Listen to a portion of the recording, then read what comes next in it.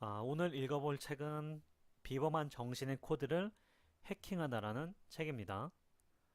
이 책은 제가 독자분으로부터 선물을 받았어요.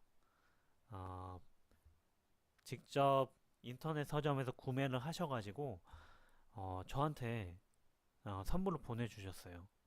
저도 정말 책 선물하기도 좋아하는데 정말 책 선물을 받는다는 건 너무나 기분이 좋습니다. 더구나 이 책은 제가 정말 읽고 싶었던 어떤 그런 내용들을 담고 있어요.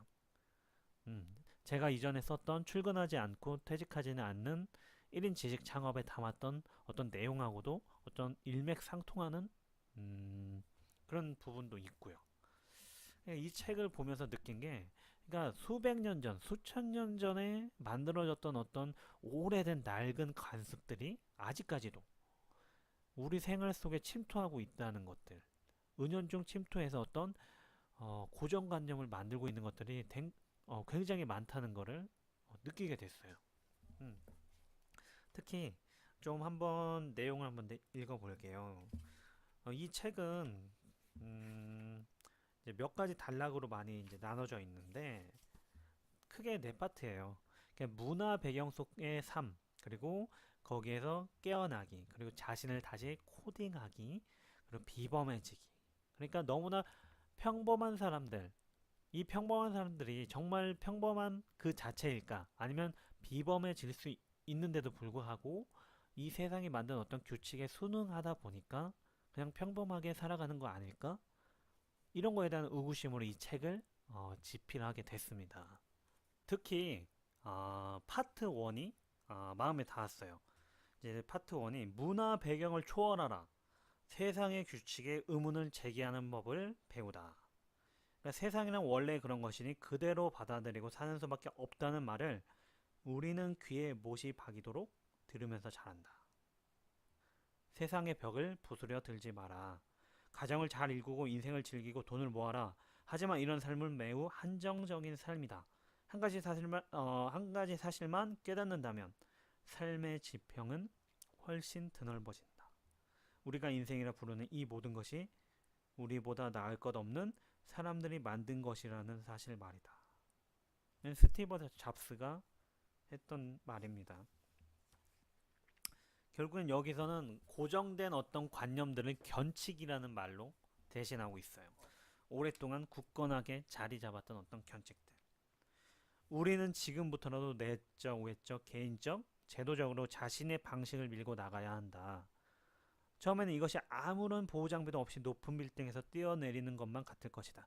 그동안 작동하던 자동 조종 장치를 꺼버렸기 때문이다. 여기서 자동 조종 장치는 우리가 그냥 태어나서 이렇게 정해진 어떤 법규대로, 규칙대로, 질서대로 어떤 선택하지 못하고 그대로 살아왔던 어떤 그러한 경로들을 얘기를 합니다.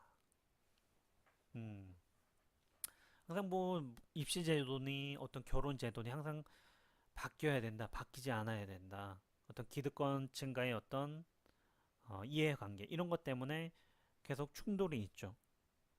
어쨌든 오랫동안 계속 묵혀왔던 어떤 관념들 이런 것들이 음, 고정관념으로 뿌리 깊게 잡고 있는 것들 그런 것들에 대해서 작가는 우려를 표하고 있습니다. 또 한 가지 재미있던 점은 책에서 어떤 선구자와 패배자의 어떤 차이를 종이 한 장 차로 얘기를 하고 있어요.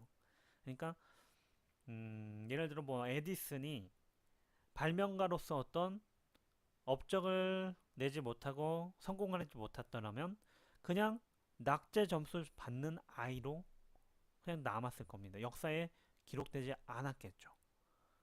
그리고 어떤 해리포터 책을 썼던 그 작가도 음, 정말 분유 먹일 돈도 없어서 아이한테 어, 우유를 먹일 돈도 없어서 그렇게 가난하게 살다가 책은 읽어주고 싶은데 책을 살 수 없으니까 또 책을 직접 쓰게 됐죠. 그리고 판타지 소설. 그때만 해도 이 판타지 소설에 대해서 굉장히 인식이 좋지는 않았어요. 서점가도 그렇고 대중한테도 굉장히 생소했고, 그녀가 성공하지 못했다면 또 이상한 소설을 썼던 이름 없는 작가로 또 실패했겠죠.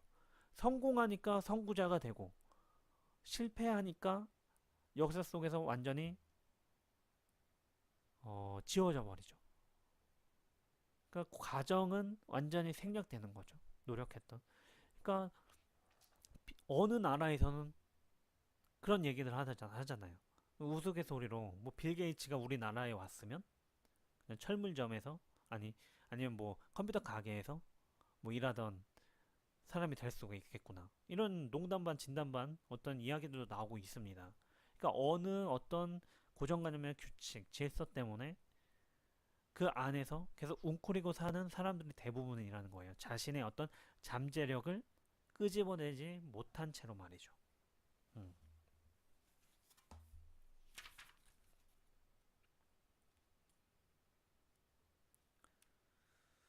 그래서 이 책에는 굉장히 그 고정관념을 깨는 구절들이 많습니다.